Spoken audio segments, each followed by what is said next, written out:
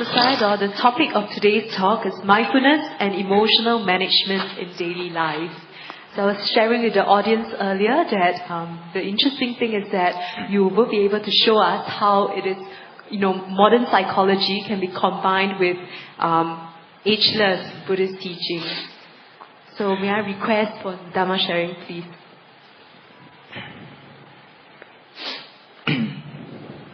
I didn't plan to come in a wheelchair. But I take this as a good opportunity to look at myself and to relate to other people. So this evening,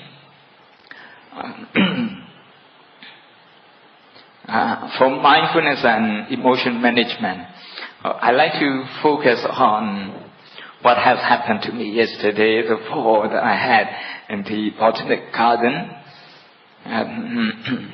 I was taken to the emergency service. So I like to focus on emergency service and emergency resources.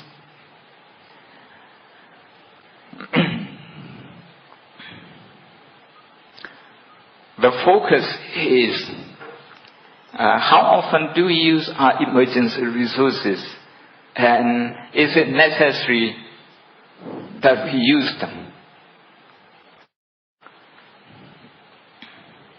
If you use your emergency resources, you use up more of your physical and mental energy at the maximum level. I'm sure we have many medical professions here. At the emergency level, your liver, your heart, your lung, they pump up more blood.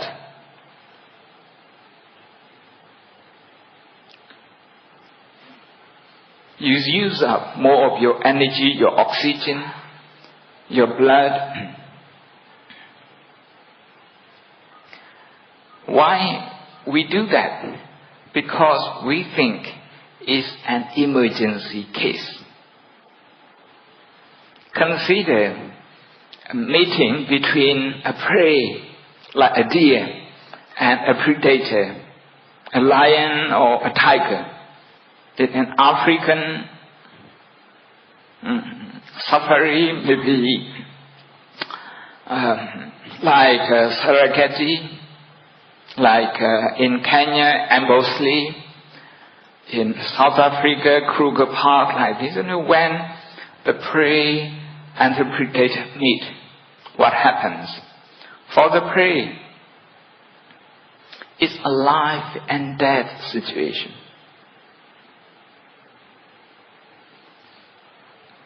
Like Charles Darwin says, life and death situation is what we call survival instinct. The survival instinct will kick in, and we will straight away go into emergency response. That's automatic. We call this fight or flight. A deer, if it can escape the predator, it will use up all its energy and trying to run away. Trying to run away from the predator. It's a matter of life and death.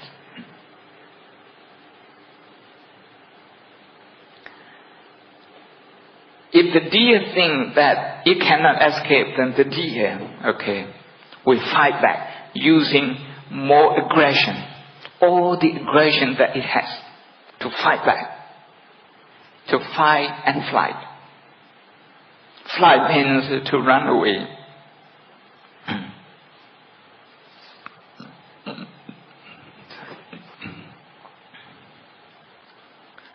But for animals, in the animal kingdoms, once you have escaped from a predator, what you do?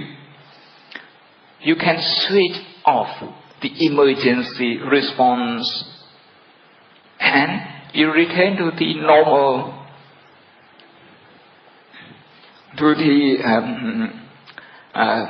normal response to the normal situation. A deer will start eating the green grass straight away.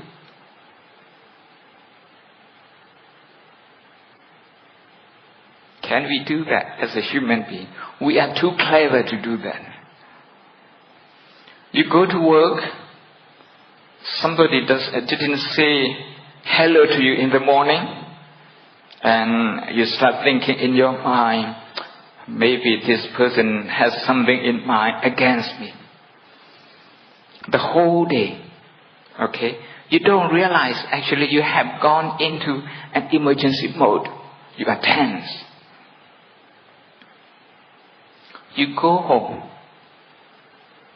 You are still in emergency mode. Your family at home is waiting for you with hot food to have dinner together, but your mind is still in the office. You can't switch that off and start eating the green grass like a deer in the animal kingdom. It's in the same way. If you have a difficult time at home, you go to work, you take this emergency mode with you.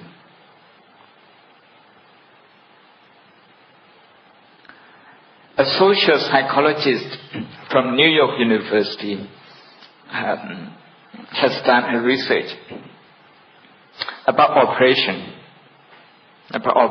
something that patients have to make a decision all the time in the hospital. Two groups of people, okay, they are given different information. One of them given an information that, okay, this particular operation technique, okay, has 70% success rate. 70%. The second group is told that this particular operation technique has a 30% failure rate. Okay, one is 70% success rate, the other is 30%. The 30%, the second group, they go straight into a negative mood. They don't want to go for operation. And the first group, they are very happy. Wow, 70% success rate. Very good. Then in the second phase, the first group is told 70% success rate means there is a 30% failure rate. Now, the positive attitude changes straight away. Now they don't want to do operation anymore. The second group, who were first given the negative information, 30% failure rate. Now we give them, wow, actually there is still 70% success rate. More than double of the failure rate. But they don't change their attitude. They stick to the negative attitude. Why? Because survival instinct means, we care so much about our survival. And if you say something negative, it goes stuck in my mind very easily. 10 people come up and say, wow, Cyril, your talk is wonderful. But just one person comes and I don't know what you talk about. It's all rubbish. That one person is going to get stuck in my mind. This is what we call negative biased. We are negative biased. Half full and half empty. We always see half empty. But this is if we leave our emotion unmanaged. If we leave it as it is. The Buddha says, we can change ourselves, we can train ourselves. All the Buddha teaches is training. Ethical training, sila sikha. To train how to live, how to relate to people. Psychological training, samadhi sikha, how to calm our mind, how to calm our emotion. Panya sikha, how to train our worldview, how we look at the world. That means Buddhism believes everything can be trained.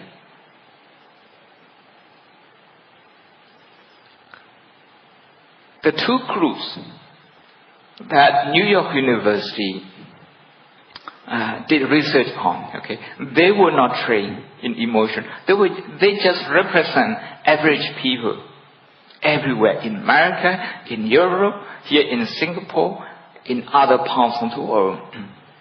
It's just like that.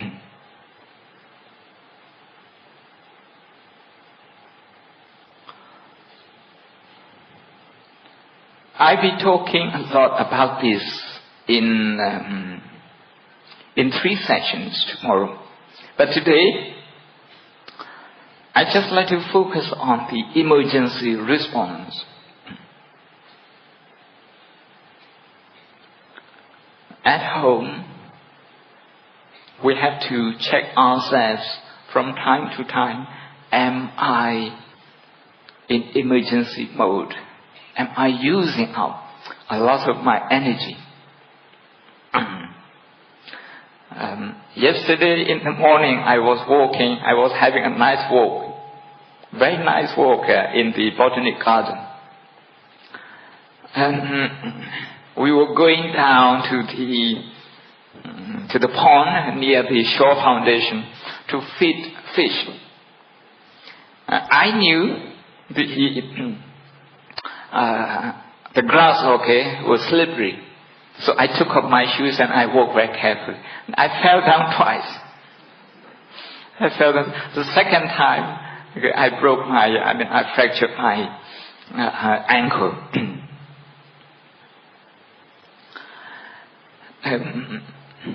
I had to immediately look at my mind, how my mind was reacting. Was I using a lot of automatic thoughts, automatic reaction, emergency reaction? If I do so, I'm going to get exhausted very soon. Before I reach the hospital, I'm going to get exhausted mentally.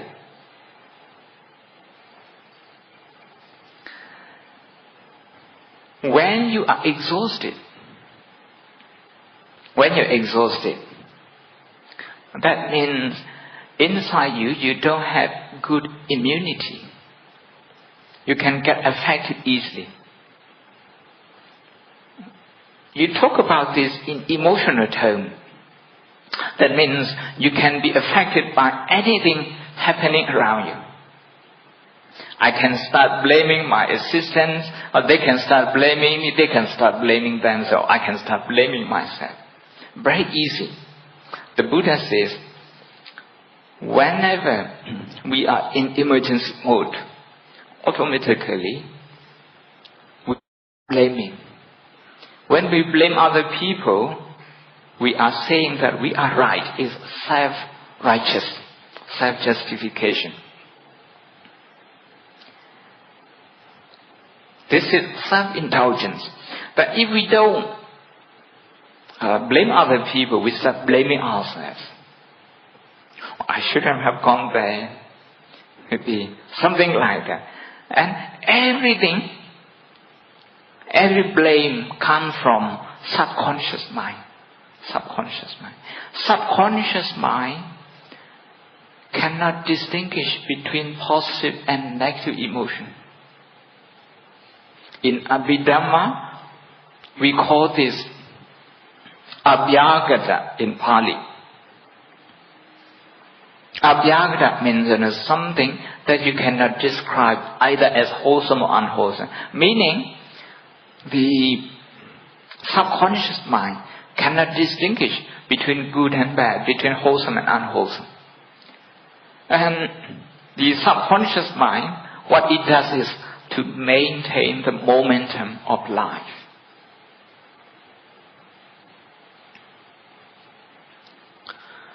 So, by breathing normally, by checking, like the muscles around my face, around my forehead, if they are tense, then it means that I'm in emergency mode. I need to bring awareness to myself and breathe in and out slow and gentle. Slow and gentle. If I do that, I'm preserving my energy. I'm preserving my energy.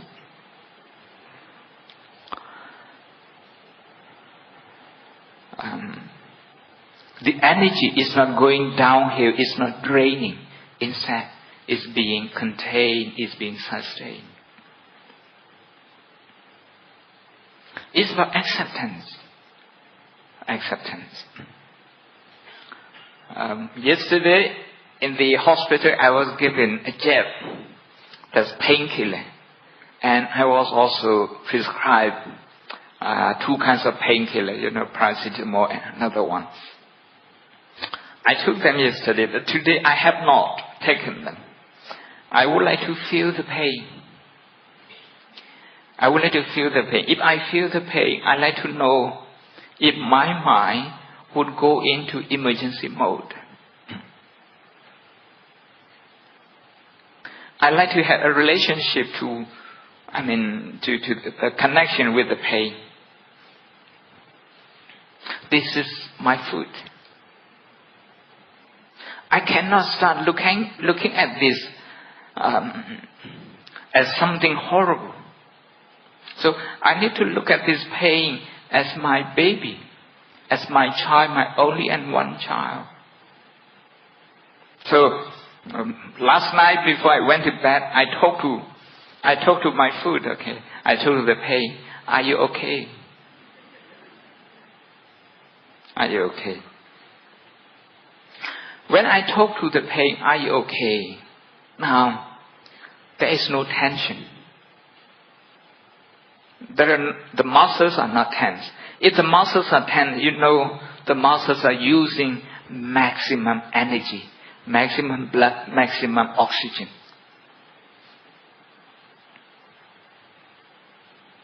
So the Buddha says to be aware of pain as pain.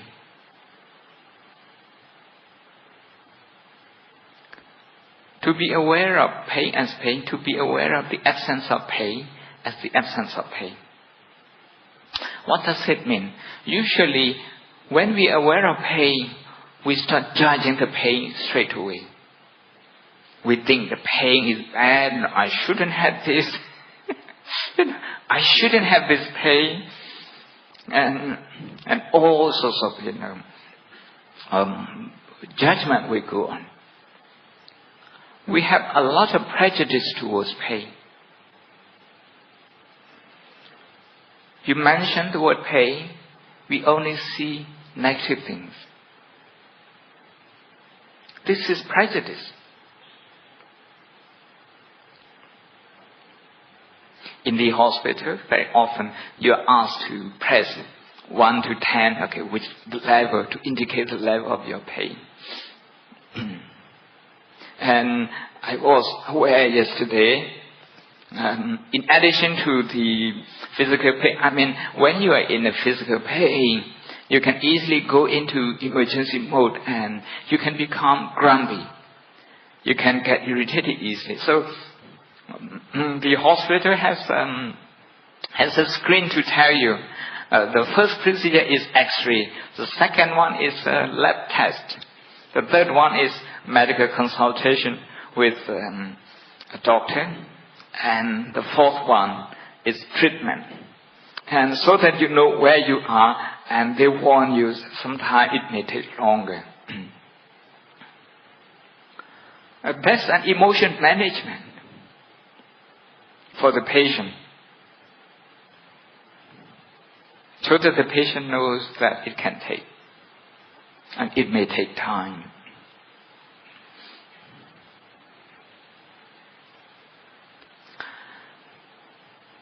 The physical pain is here. You cannot take away from this because the bone is fractured. But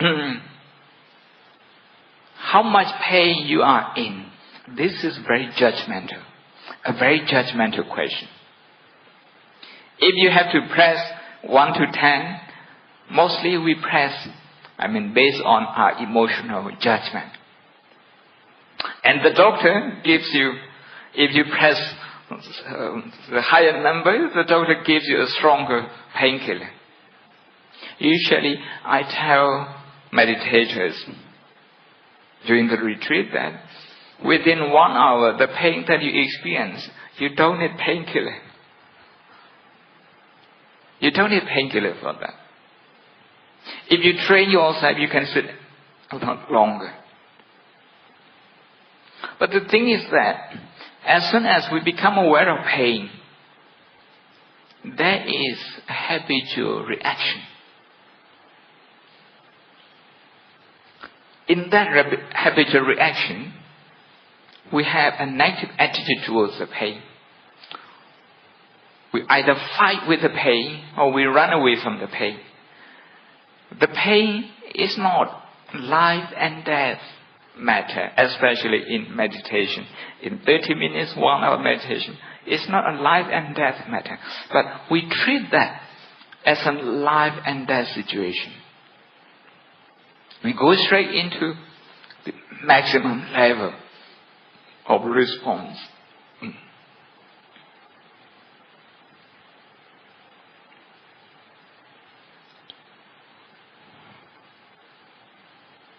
What happens? When you're fighting with the pain, with the physical pain, you are topping up psychological pain, the emotional pain. There's a top up.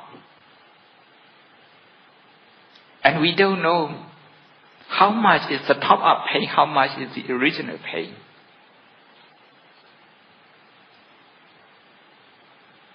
That is why I decided this morning, I think I have a choice to take or not to take the painkiller. I have the painkiller with me. If I can bear with that, then I might take it. But so far, with your support, I'm okay.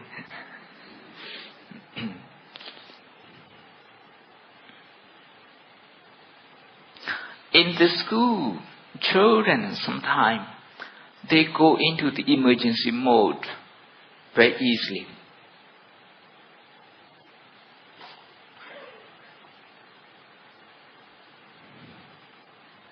If somebody has something new and you don't have it, you feel left out. That's what we call peer pressure. Okay, you want to have it. Unless you can have it, you can't concentrate on your lessons. And somebody says that, okay, last weekend, okay, we went to somebody's birthday, okay, in the class. If you're not invited, how do you feel? You feel very insecure. You go straight into emergency mode. You feel tense. Your teacher is very good, but you don't see the good thing about your teacher anymore. Okay. Your school is very good, but you don't see the beauty of your school anymore. There are many people in the class who are very good to you, but you don't see them. You only remember somebody who doesn't invite you to his birthday. Only that person. See? So now, whatever you do, that person is your focus. Meaning, your emotion becomes negative. You go to school with negative emotion. You go home with negative emotion. Like this.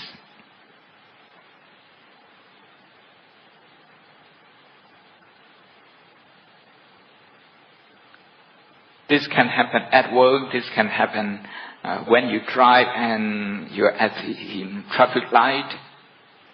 I usually call this red zone and green zone. Green zone is the normal zone. A red zone is the emergency zone. So we have to check all the time if we are already in the red zone. Then we use mindfulness to accept it. Don't blame yourself for being in the red zone. Just register that, learn from that, recognize that, and relax. You can train your mind not to go into emergency mode easily.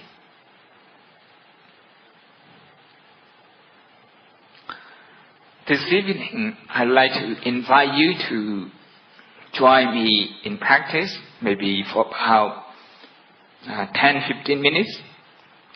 The first thing is to take slow and deep breathing, deep and slow breathing. Sit comfortably, okay?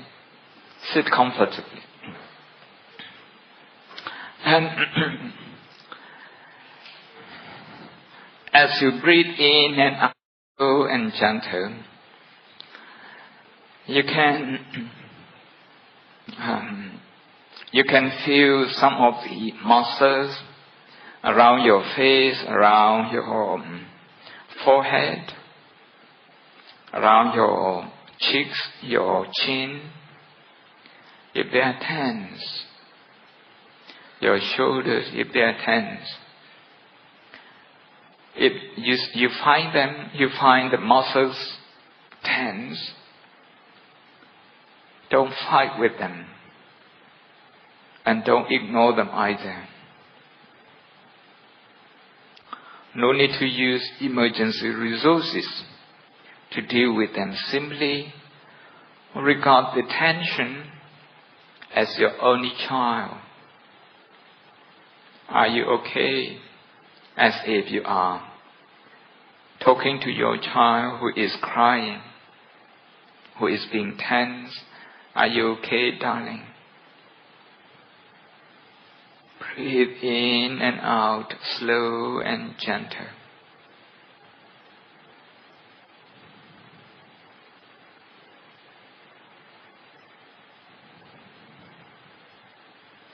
It's important to have nice breathing. During the day, we breathe about 20,000 times. But how many times we breathe properly, supplying enough oxygen to our lung, to our body? If 200 times, that's a very small percent.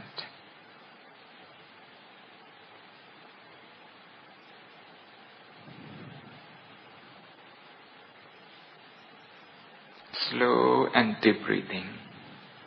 If you just come from work, if physically you are tired, the muscles are tense, and then look at those tense muscles as your child. It's okay.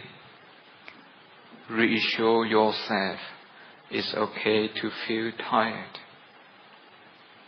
No need to fight with this tiredness, and no need to run away from this either. No fight or flight.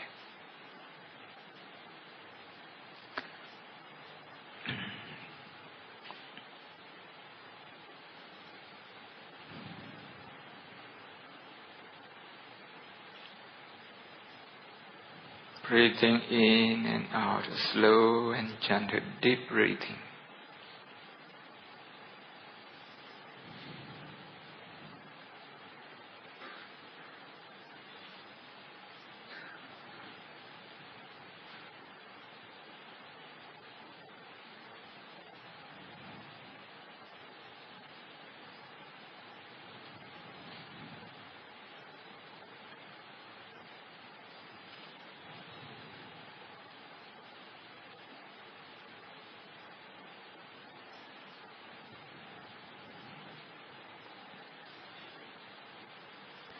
And then think of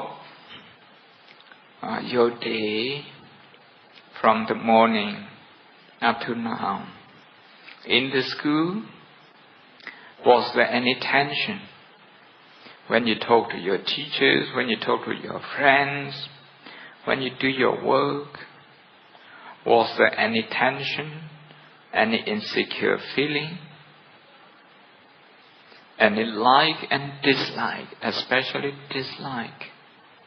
Is there any such feeling? If you find that, simply register that this is dislike, that's dislike, that's dislike. Don't personalize it. No need to fight with that dislike.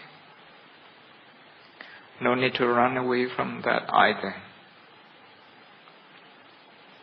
Usually we personalize dislike. We either blame someone else or we blame ourselves. So without doing that, we are changing our emotional habit.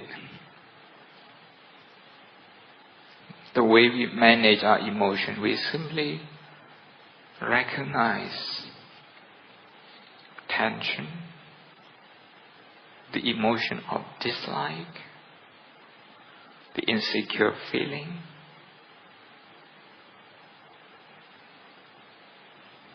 worry, anxiety. At work, at home, during the commuting time to work,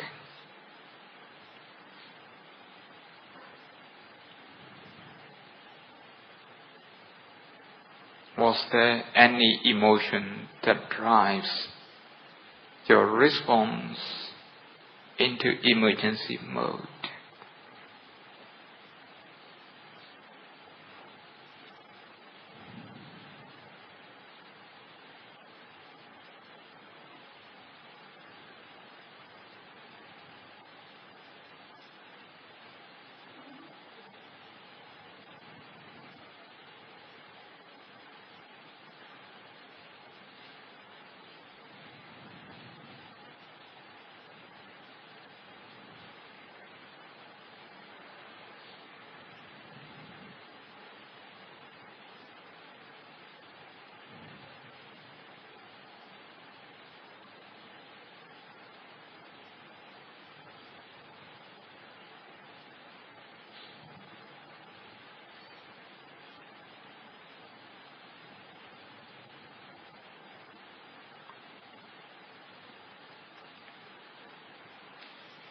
If you are thinking about what to do tomorrow, next week, if there is an automatic thought, usually that takes you into a very high level response, meaning you are using up a lot of your energy more than you should.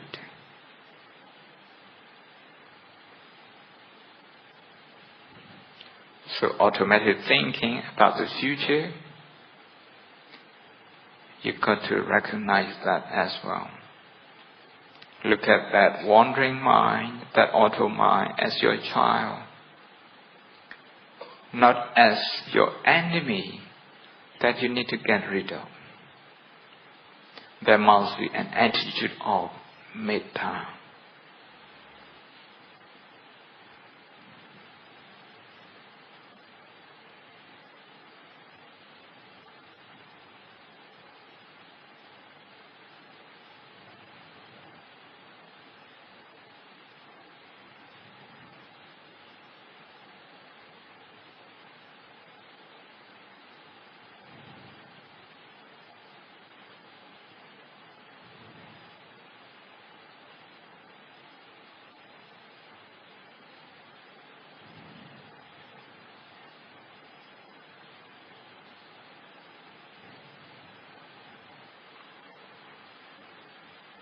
Once again, check the muscles around your face, around your ears, around your shoulders,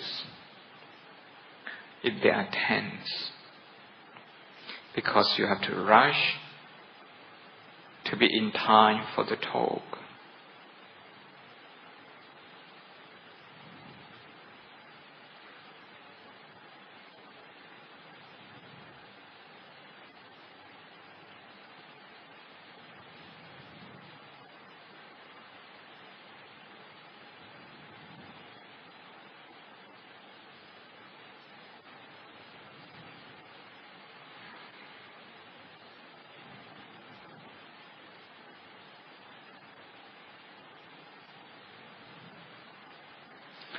Slow and deep breathing. Slow and deep breathing.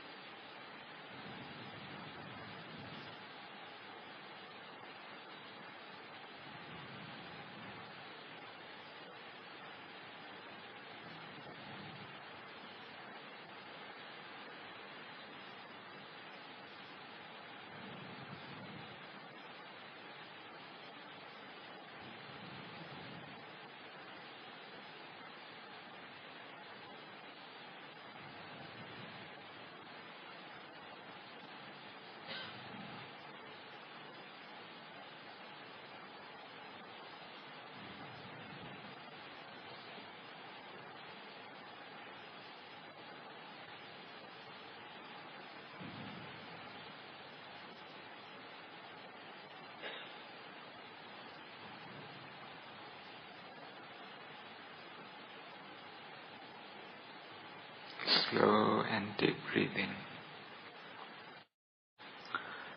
Revisit in the near past your own experiences. Maybe a tense meeting with someone. Maybe a tense meeting in the company, at work, in the social organization, where opinions differ. When you hear that, automatically do you go into the emergency mode? Fight and flight. In that situation, we all become very closed. We close ourselves. We are not open anymore. You look at the buffaloes in Africa. When they are scared, when they are in emergency mode, they just run and they don't care about their fellow buffalo. They stampede on each other. But when they are not in emergency mode, they actually look after each other. They save each other from the lion's jaw. Being in the green zone, you have more courage. Your heart is more spacious, not just for yourself, but for others as well.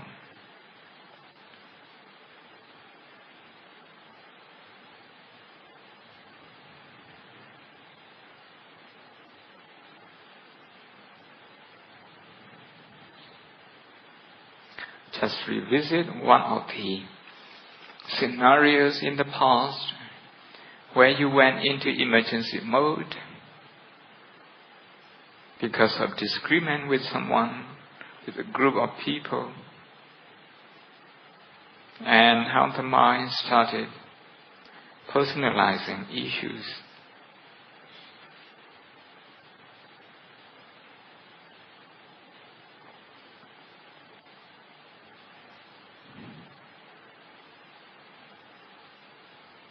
Simply register the emotion as they are. Release them, return to Slow and deep breathing.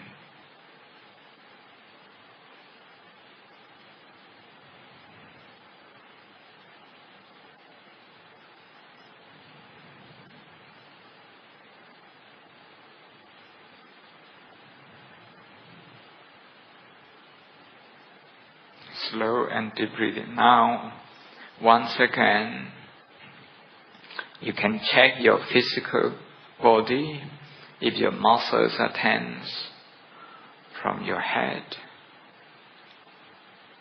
to your face, your shoulders, even your fingers, if they are tense. Slow and deep breathing, relax them.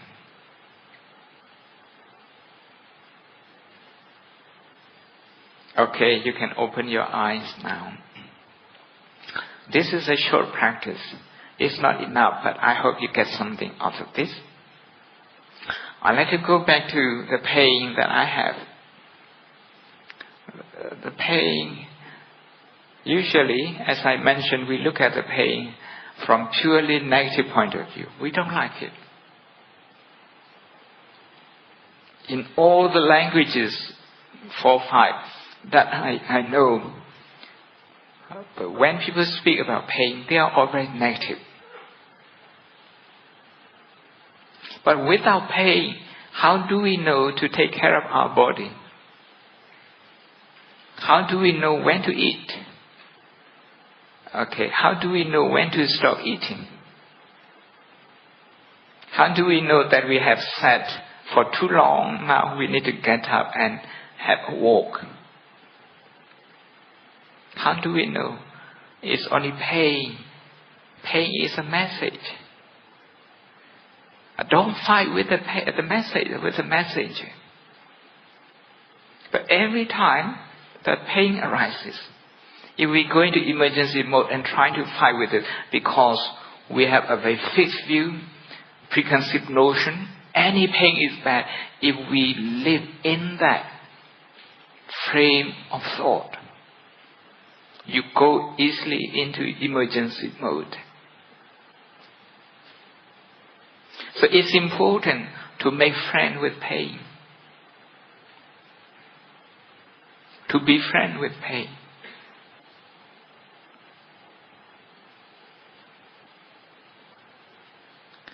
My tissue, they don't want to be in pain. Okay. My muscles, they don't want to be in pain. So I have to talk to them, are you okay? But the pain has a reason. Has a reason. There's a reason that there is pain in my foot, my left foot. Well, listening to this pain calmly is part of emotion management, a very important part of emotion management. You know, sometimes, because everything is very established here in Singapore, everything is very quick, people lose the ability to tolerate.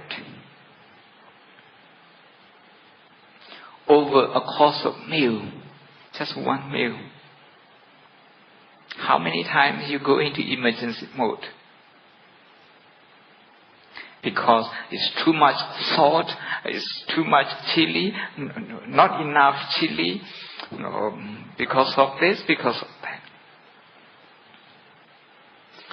Or just one meal, okay? You get fed up with one meal, and then you move to another one. Because, and so one thing good about Europe is that they eat just one dish, one at a time. A starter, just one. Soup, just one. Before you finish your soup, nothing else will come. So you have no choice. So you are forced to live with this.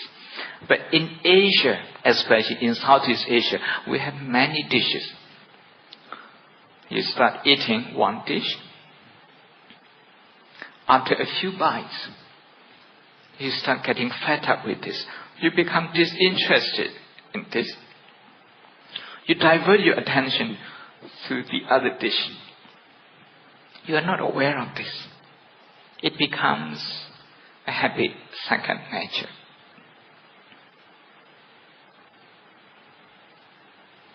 The second dish, you can't stay with that long either. After a few bites, you have to move to a third one. So you are running away. You are running away from your own restlessness, from your own dislike of a certain dish. Fight and flight.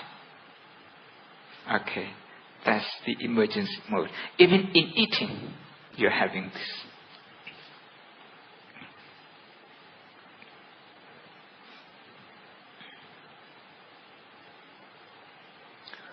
So the Buddha says, we need to take care of ourselves as if, we only have one child. We dedicate all our energy to this child. At the moment, the pain in my left foot is my only child. I shouldn't be fighting with this. And to run away from this, by listening to, by watching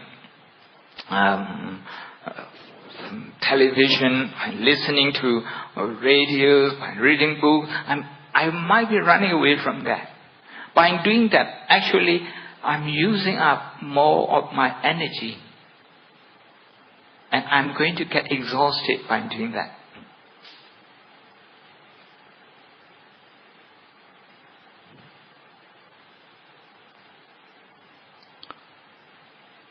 So I just want you to take one question today. I have no answer. Just take one question. Am I in emergency? Am I using my emergency resources for the right reason? If it's not life and death situation, we are overusing our energy. I was very grateful to the ambulance that came to take me yesterday. At the back, I noticed a non-emergency ambulance. What? It reminded me about mindfulness, not to go into emergency mode. Very important. Simply your neighbors, were a little bit not mindful and made some noises. And if you go straight into the emergency mode, what will happen? You will go into emergency mode all the time because you are into the habit. So at Oxford, the education system is that the answer is not important. To ask the right question is the most important. More important than giving the right answer.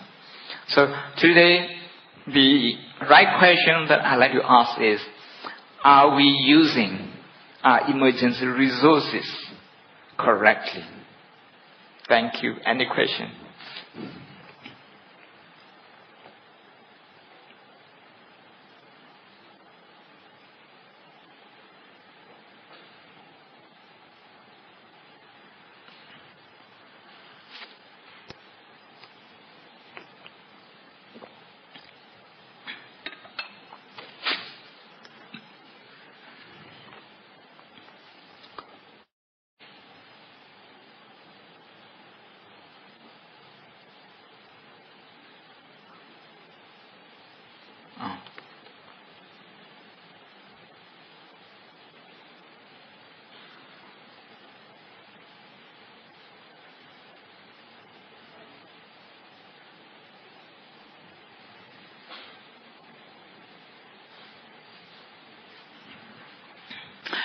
I've got 3 questions here, maybe more coming.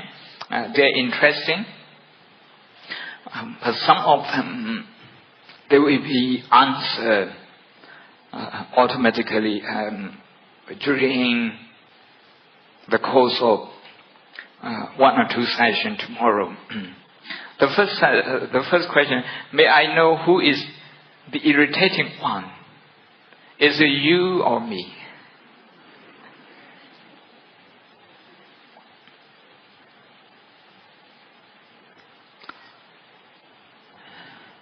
If we ask the wrong question, we get the wrong answer. The answer is always led by the question. That is why sometimes the Buddha says, okay, without answering the question straight, the Buddha asks another question to clarify the question. Sometimes he just keeps silence. He didn't answer the question. Sometimes he answers straight. Who is the irritating one? Now we are looking at the irritating situation as you and me. I cause you to be irritated, or you cause me to be irritated.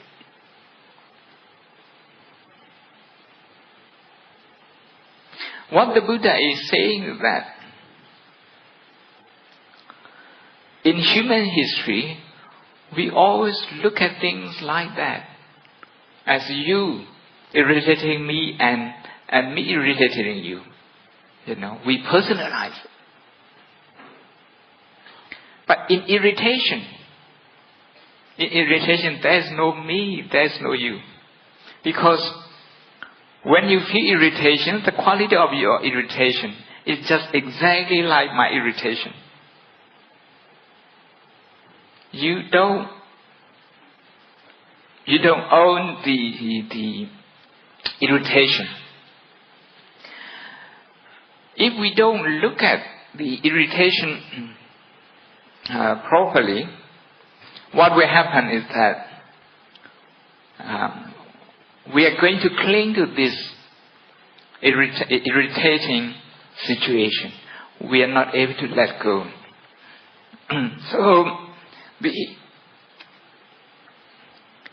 How to let go, how to deal with this, the second question. How to deal with those we cannot avoid. Demanding boss or nasty relatives, as an example here. I'm going to be talking about this tomorrow, but today is the foundation. That is to recognize our emotion, what happens. To recognize that. If we recognize that from the subconscious mind, we come to the conscious mind. The conscious mind has reasoning, has mindfulness, has awareness, but the subconscious mind has none of that. So, what we train ourselves in a very brief session, in a very brief sitting today is to bring ourselves out of the subconscious mind into the conscious level.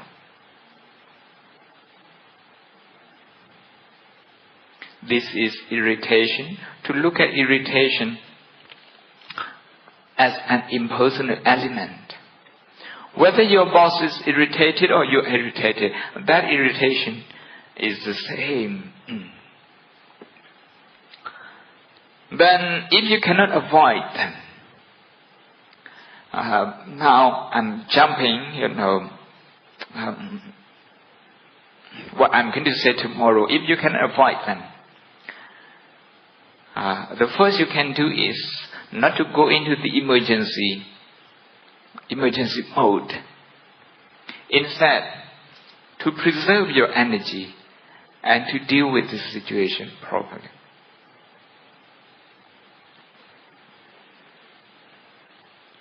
If it's a difficult situation, you have 2 choices. One is to get irritated and angry. The other is to feel compassionate. To feel compassionate for yourself for being in this situation. to feel compassionate for your boss for being like that.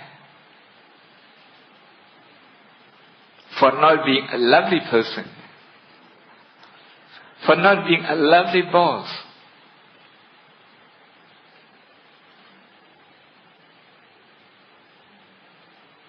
We talk more about that tomorrow. And number 3, Sarah, how do I let go of emotional pain? Being abandoned by someone I love. Well, I don't have this experience, so I can't say.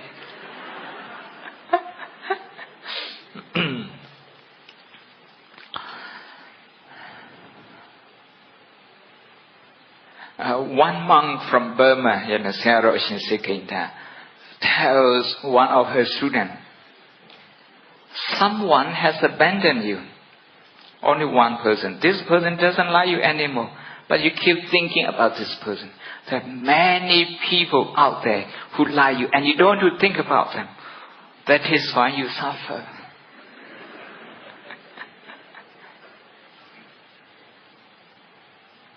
Ajahn Brahm usually says his analogy, one brick and 999 bricks. You keep thinking about one brick. This is about emotional problem. By thinking about one brick, you go into the emergency mode. It has its own energy, so you cannot come out of that easily. So the first thing is to use mindfulness to recognize that, okay, now I am multiplying this one brick. Somebody who doesn't like you, just one person. Now, because you keep thinking about this person very often, now you have many people who don't like you. You feel like that, as if the whole world doesn't like you.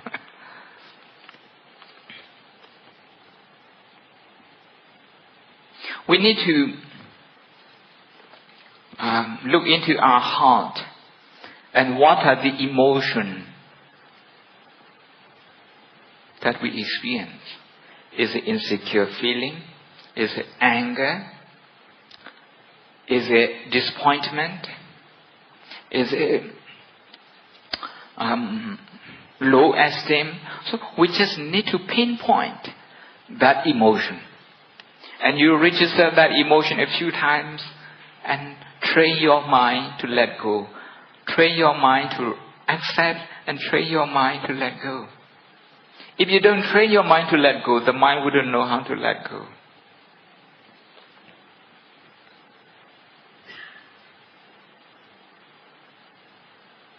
How do I help a person who is close to you and always in emergency mode?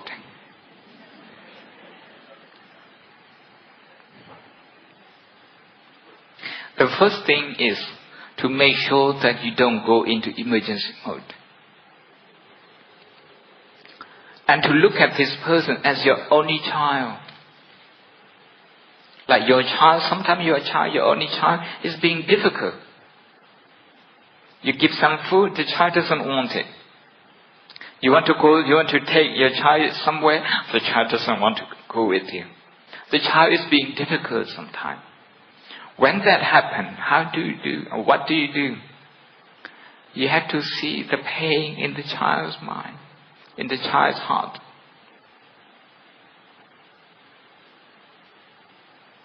In the same way, visualize this person, okay?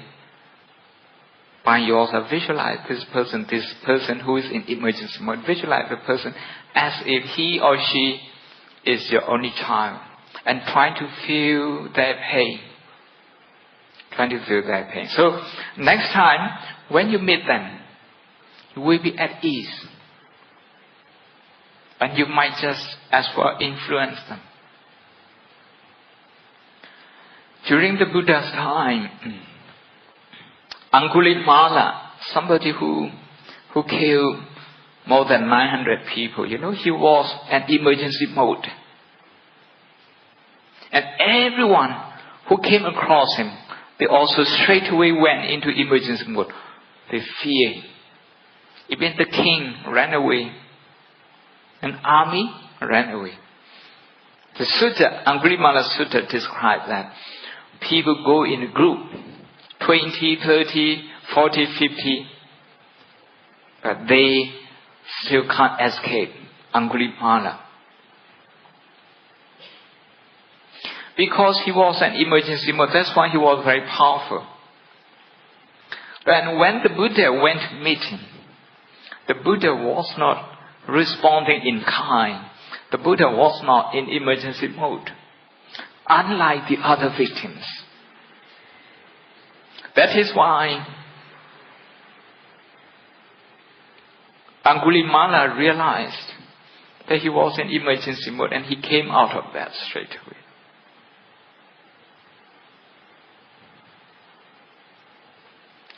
We have to believe in kindness.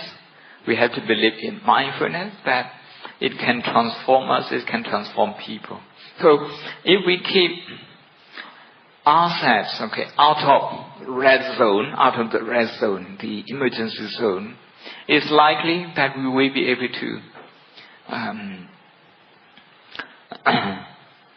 to protect other people as well. One latest research in Africa, the Maasai, the tribe, very often the lions would come and kill their animals, their buffaloes and cow like that. But the lions wouldn't do that. If they look at if the cows look at them, look at their face straight, meaning the predator, they rely on surprise. They rely on surprise factor. When you see the lion hunting, one lion will chase the prey to go into a certain direction, another lion would block the other way, and one lion would be waiting to ambush using surprise factor. Emotion, they are like lions. If they don't have surprise factor, they cannot overpower our mind. When you don't expect that your boss can be difficult, that your relatives can be difficult, that yourself sometimes, your emotion can be up and down. If you don't expect this, you're going to be taken by surprise all the time. You're going to fall prey to your own emotion. So mindfulness. The latest research is that people, they create the eyes, they draw the eyes of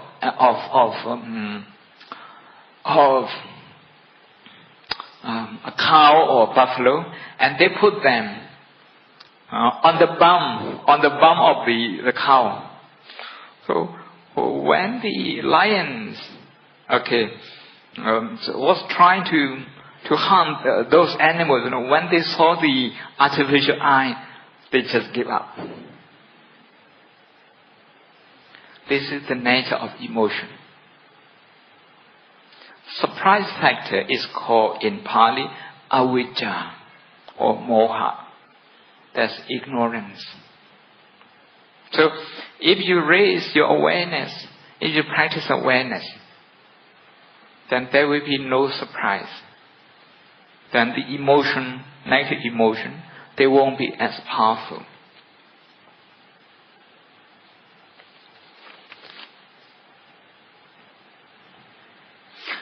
What to do is surrounding people are in emergency mode. When do I use emergency resources?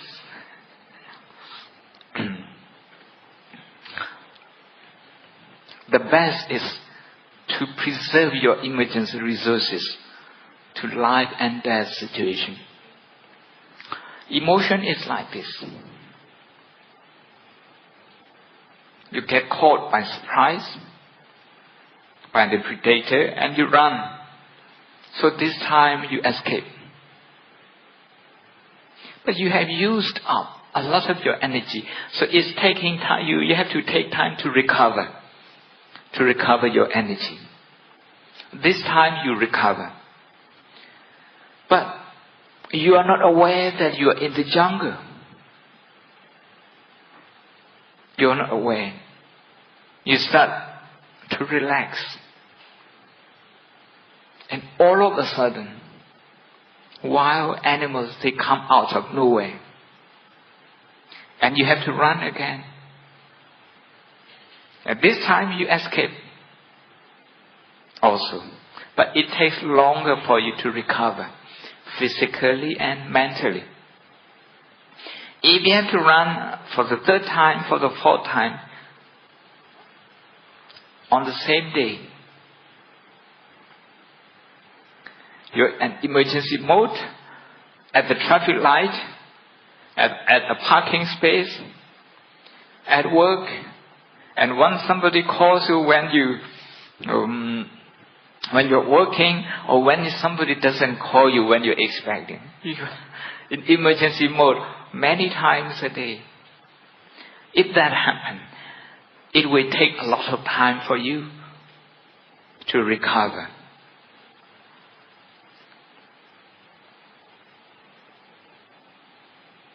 If you yourself, unconsciously, if you go into emergency mode, emergency resources,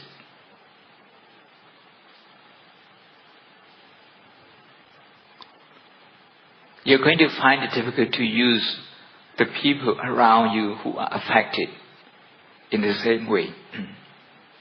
Yes, if there's a fire here, so we all have to run out. That's emergency mode.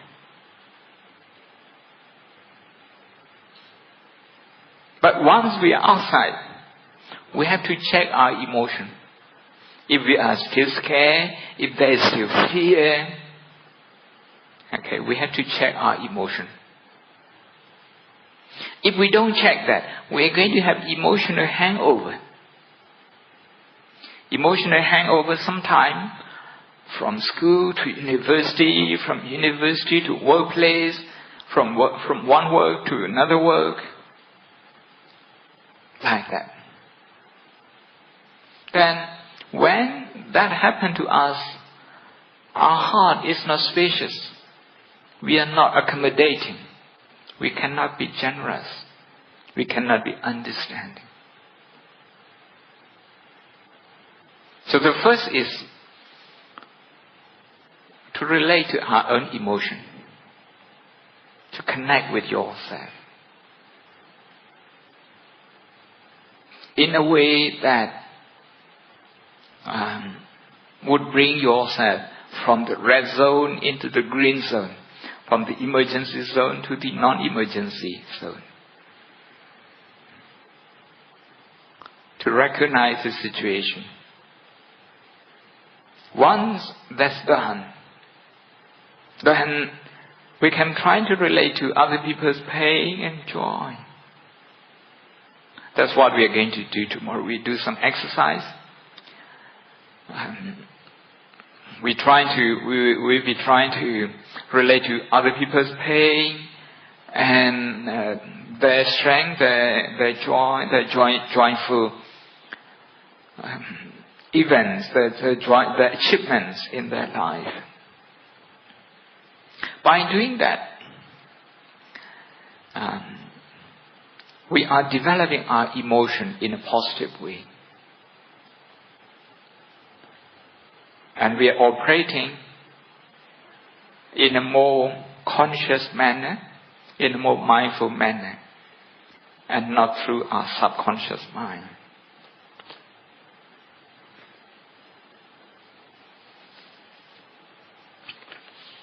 I think we have run out of all the questions.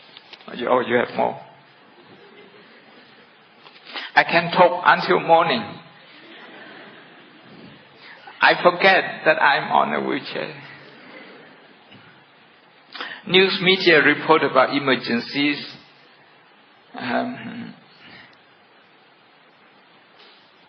profession and to be adversarial.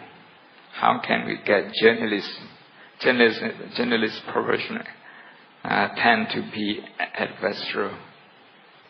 How can we get journalists out of the emergency mode? So we don't feel pessimistic of the future.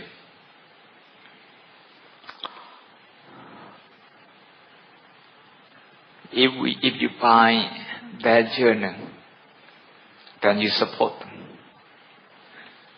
You support them. If you rate their journal very highly, then you also support them. The way to relate to them is to feel their pain. They are in that profession. They are being paid to be negative. If they are not negative, okay, they can't survive. That's the situation. If you do something good, that's not news. So you have to feel their pain. You have to feel their pain.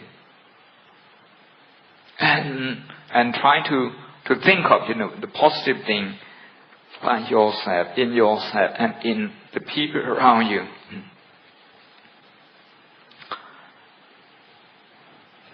The journalists, they write what people like, because the readers like negative things, and they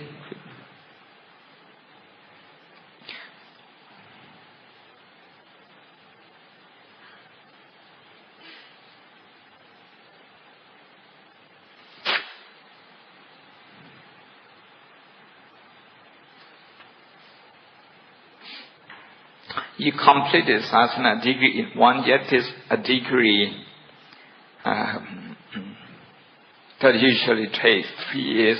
How do you handle pressure? How did you not use your emergency resources? Well, when I was younger, I used my emergency resources very often. We compete each other. I was studying in Bago in Burma, and we had mock exam every week. Mock exam. And after, we sit exam, and after maybe 3 or 4 hours, the results is out. And we go and check whether I'm in number 1, number 2, number 3, number 4, like that.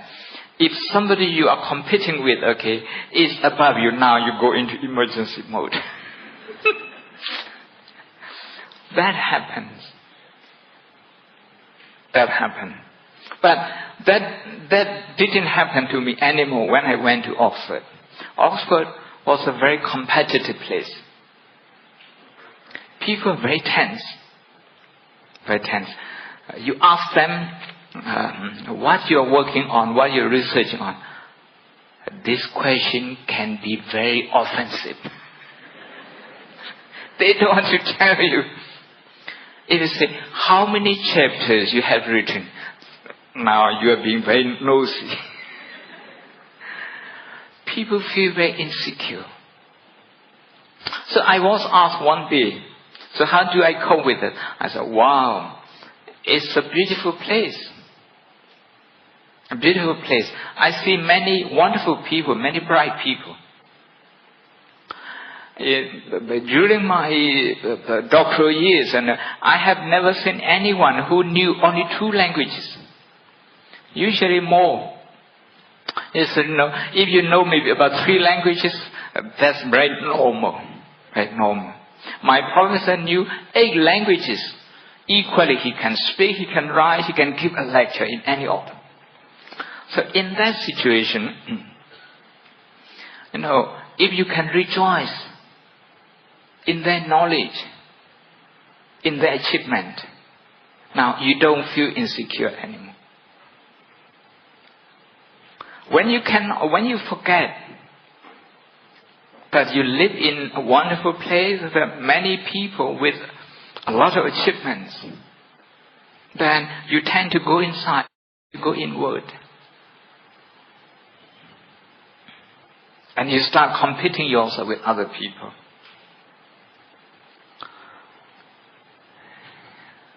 Whenever I heard that somebody has completed a PhD, I make a point to rejoice in that. In my meditation, I made a point.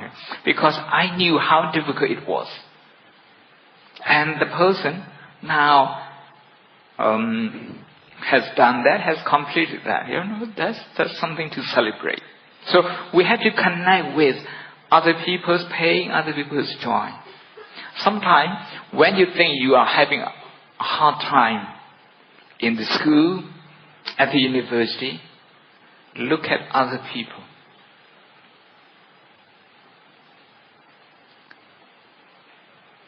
When you can share with their pain and you no longer personalize your pain, that's what we call anatta.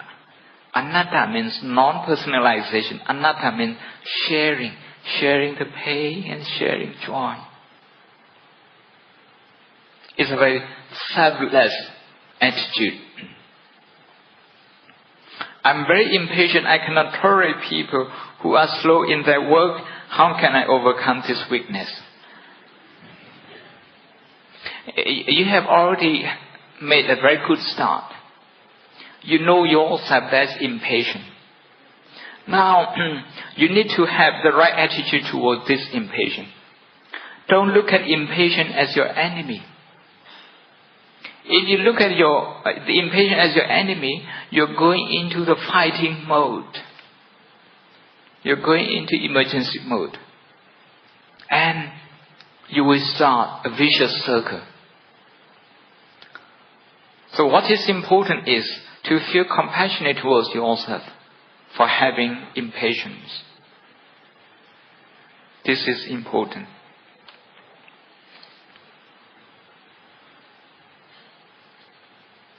Most of emotion occur due to our past experiences, which are going to dictate our present or future events.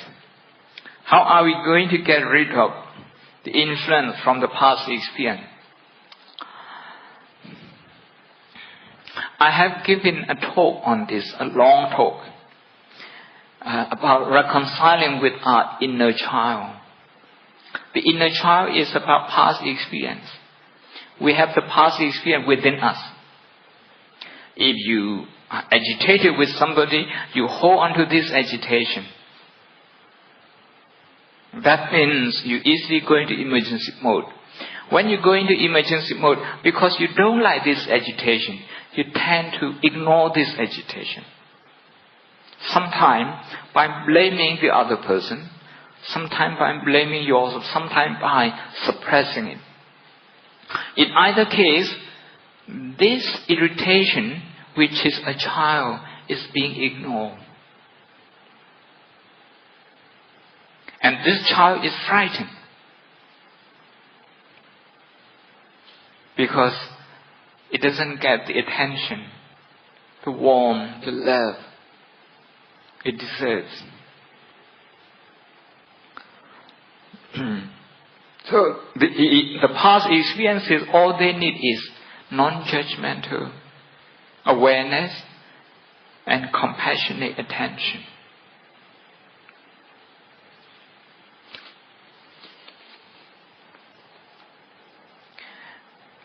Maybe we don't have time anymore.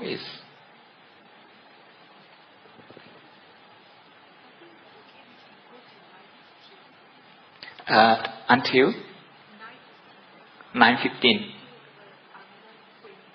Okay. If you say 3 minutes, I go straight into emergency mode. Huh? I'm okay. Thank you. You are very kind. Yeah.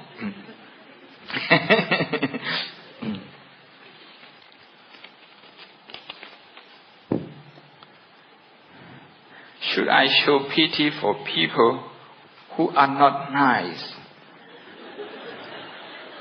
Should I ask them to be nicer? Nicer is a brand from Taiwan. Or should I leave them alone? Is letting go always the best choice? Signature, anonymous.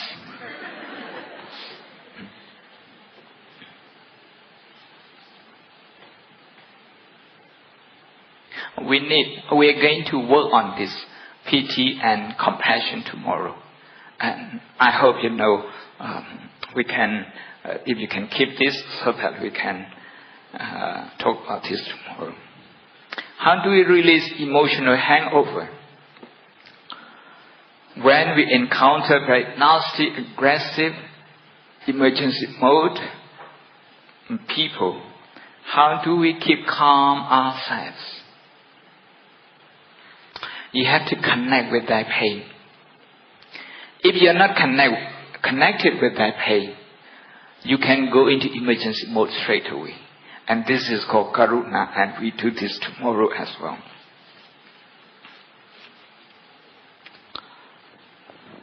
What should we think in our last moment before we die? I have never experienced this, so I don't know.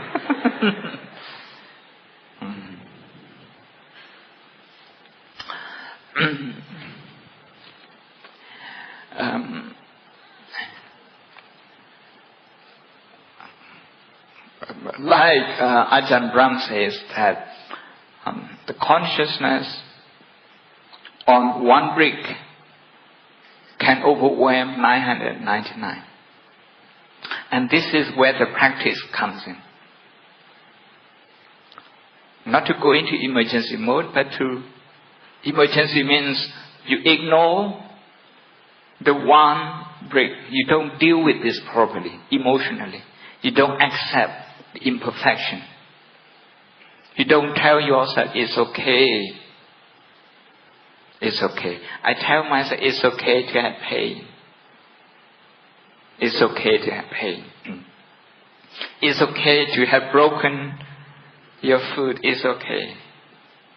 Otherwise, if you don't reassure your subconscious mind, you can easily go into emergency mode.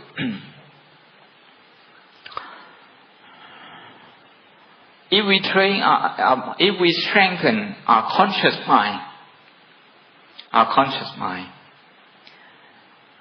with mindful compassion and mindful joy, joyous feeling, that's a karuna and mudita. I think the consciousness before we die usually reflects the consciousness that we have lived with, the strongest one. If our strongest one is positive thinking, is compassionate thinking, it's likely that before we die, our mind will go to that. You see, some people, they die smiling. Some people, they die screaming. See? A professor of psychology in Sri Lanka, Professor Nandasena, he observed 35 butchers. Those 35 butchers, they die just like the animal they kill. They scream like that. You see?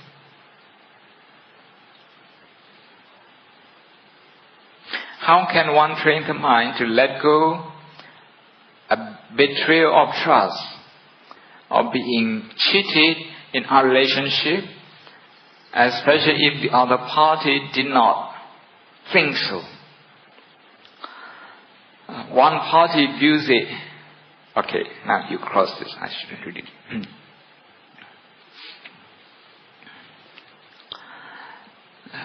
Again, I will be talking about this tomorrow. To use pain and joy, these two emotions, they are boundless. They're immeasurable. They can include everyone. Very inclusive. Very inclusive. If you can relate to the pain of someone who has hurt you, who has betrayed, if you can find some pain of that person and relate to that pain, that person's betrayal wouldn't hurt you anymore. This is the way to let go. Some people, they want to let go by having a lot of beer, by having a lot very strong alcohol, knocking themselves off.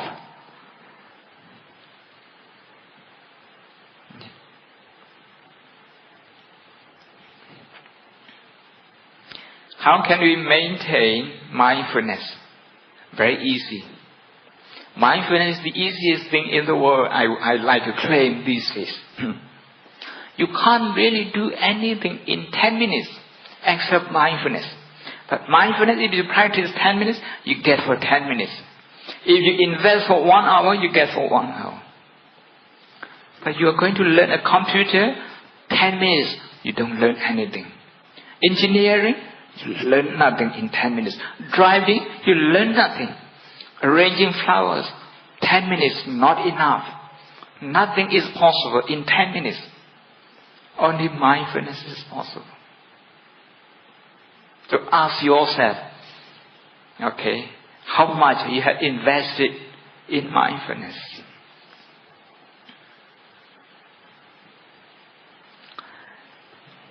Not you and not me. This question. What the difference between memory, the things in daily life? There is in Burmese also. Sarapya Myamalu Mera Pu Aya Pare. Tadi Ayan Count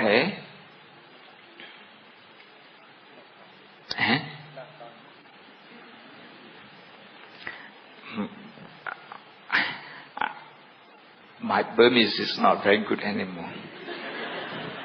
I almost go into emergency mode. What is this one? Tadi Ayan Count and this one? Sula Count Ho Yenga Pikere Hari Alung Budriya Surane Vibatana Pawana Matama Tadine Quachamu Shidel Timparapia Era Hopa Shimbia Homba and you this one shout up Pia Tadi Ayan Count Sula Count what is it? Being lucky, being mindful, what's the connection? Ho yenga pilkere hari along udriyare surane vipassana bhavana ma tamandri ne kwachamu shida lo thimare phaya.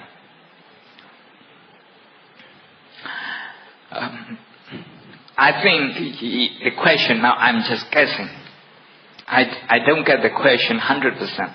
I just think if the question is, if you remember your past, by simply you remembering your past experience, is this right mindfulness? Is this right mindfulness? The past is the concept that we have in our mind. But the feeling about the past is present. It is happening at the present moment. If you are bitter about your past, about 2002, for example, 14 years ago, 2002 is gone. But the negative emotion, the bitterness is still here, is still current, is still present. You are working on this emotion. That is why it's right mindfulness. You are being mindful of your present thoughts and emotion. If I understand the question correctly, that would be my answer. If I don't understand it correctly, I'm sorry. I hope you don't go into emergency mode. Okay. We have done with all questions.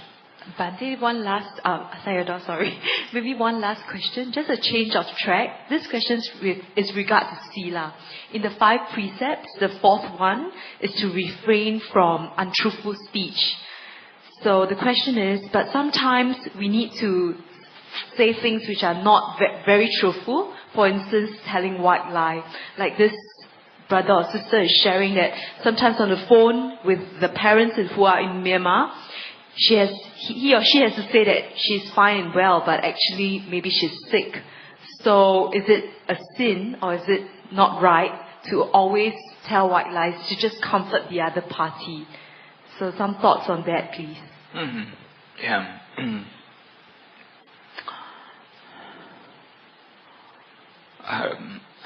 It takes a lot of effort to get our communication right, to make it ethical. I was asked by a professor at Oxford who works on freedom of speech. He has never heard of right speech. But in Buddhism we have right speech. Somehow why? So what do you mean? So we spent about 2 hours talking about this. And we also talk about white line. Now, we have to examine our intention and the expression of that intention. Now, you don't want your parents to worry and you tell them that you are okay. You tell them you're okay.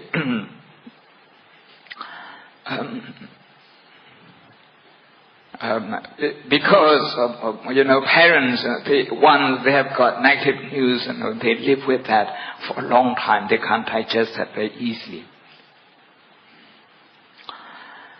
The intention is good.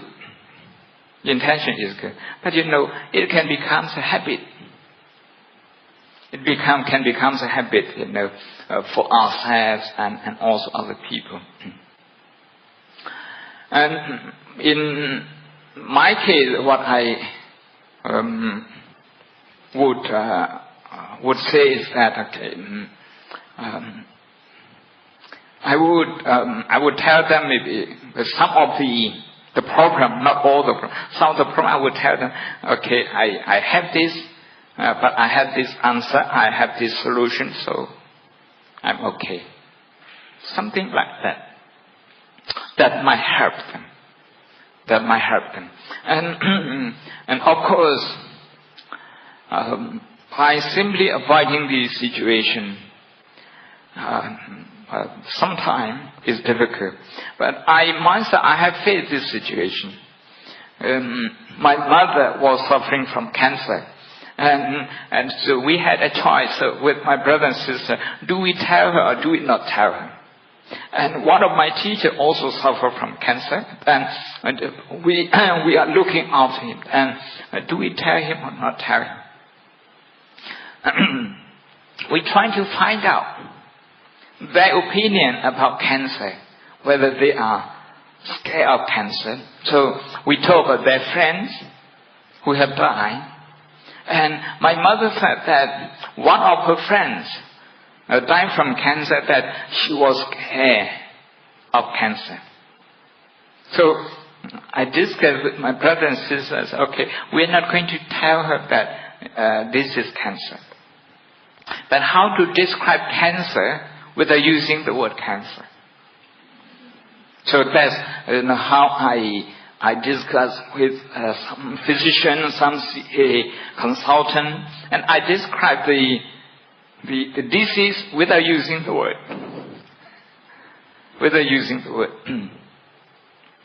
And she didn't ask if she was suffering from cancer. And we didn't mention a word. Because of that, she was meditating on the pain, on the cancer pain. The doctor prescribed her morphine. She never used that.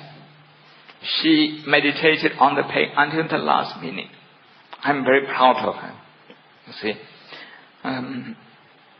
the thing is that she was scared of cancer, and so we didn't use the word. But we tell her something. Okay, something is wrong with your blood, with your cell. And everybody is trying their best, to do something for you. So that sort of thing that we talk about. Okay, thank you. Thank you so much, Sayadaw, for the teachings. Can we put our palms together and say sadhu 3 times in our gratitude towards the teachings as well as answering all the questions very well? Sadhu, sadhu, sadhu.